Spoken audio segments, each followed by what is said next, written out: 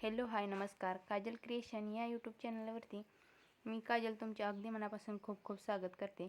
तर या व्हिडिओमध्ये मी तुम्हाला सांगणार आहे, जे आपण बाही कट करतो आणि तिला लेस कमी पडत असेल तर कशा पद्धतीने आपण ती अटॅच करायची आणि ब्लाऊजची बाही स्टिच करायची. तर या पद्धतीने मी ह्या बाहीची पूर्ण लेस अगोदर काढून साईडला घेतलेली आहे. त्याच्या टिपा उसवून एका साईडने ही कमी पडते आणि एका साईडला पूर्ण येते, त्यासाठी ही पूर्ण काढली आहे या पद्धतीने. आणि आता मी बरोबर पकडून मधून कट करणार आहे, दोन्ही साईडला समान धरून.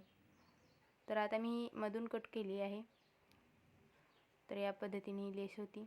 आता मी हे ज्या दोन बाह्या आहेत त्यांना अस्तर जॉईन करून घेणार आहे सर्वात अगोदर.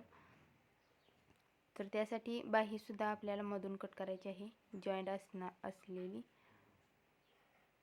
आता मी एक बाही साईडला ठेवून घेतलेली आहे आणि आता याच्यावरती मी ही जी लेस आपण कट करून घेतलेली आहे ती अटॅच करणार आहे. तर लेस अटॅच करताना आपल्याला ज्या साईडने आपण लेस जॉईन करायला घेणार आहे त्या साईडने थोडंसं दुमडून वरल्या साईडने आपल्याला खूप कडेने अशी टीप मारून घ्यायची आहे.